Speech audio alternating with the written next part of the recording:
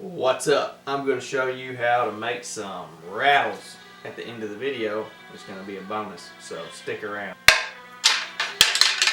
So all you're going to need to make a good set of rattles is a 130 class set of sheds, a bungee strap. You can get these at Walmart.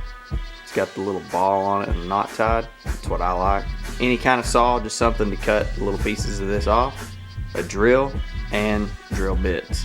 First thing you're going to want to do is take your antler and you're going to cut off the tips of all of these because you don't want to be rattling and smash those into your hands. Instead of actually using the bone saw, I'm using a Sawzall because time is limited and I don't want to saw through all these by hand. If you don't have one of these, the saw will work fine. It just takes a little more time. Come in here and find any spot like that you want to take off. Like I don't want all that where squirrels have been chewing on it.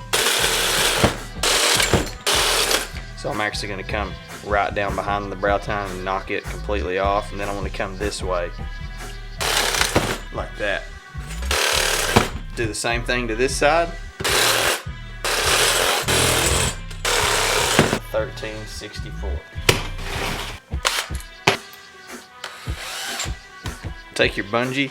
If you get the same kind that I got, pull this little black thing completely off, keep it, back this off about midways, tie a knot on this side.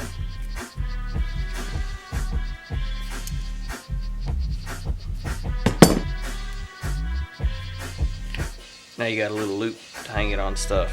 Feed that back on. Drill through your horns. Make sure you hit a lot of bone.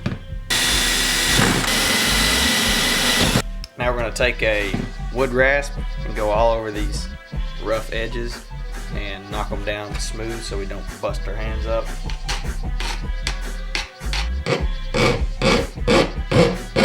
So now I've got all these edges completely ground where they're not sharp at all, and they're actually, it's all really smooth. Everything feels good. Get a big drill bit like this. Back out your old bit.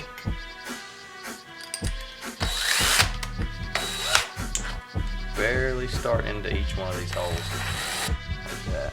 A knot's going to be here, so this will kind of help bury the knot and keep it from getting torn up.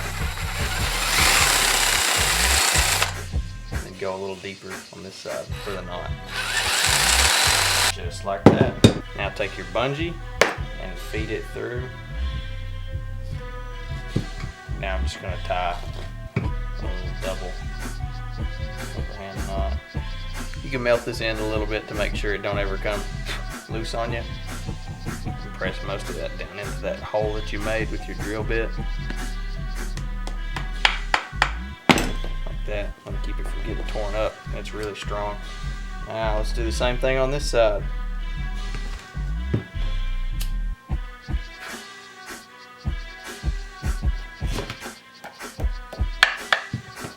Now you've got a perfect set of rattles.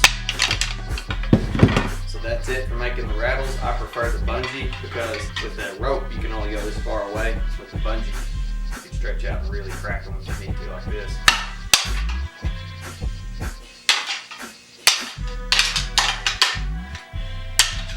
And with the bungee you can also take it and wrap it around them and hook that little loop. Kind of keep them together so they're not beating around too bad in your backpack.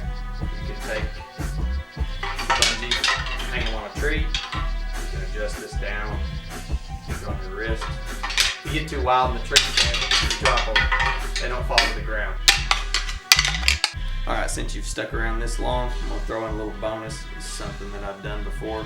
Take a couple of the horn tips that you got and grind down this bottom edge and smooth them up a little bit to where they're not sharp.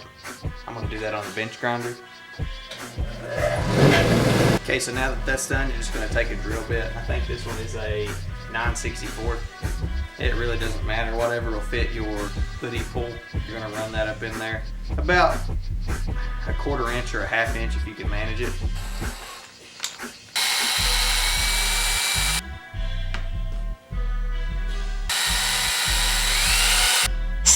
Now take a dab of super glue, take your hoodie pull, fold it over, work it down into that hole with the super glue.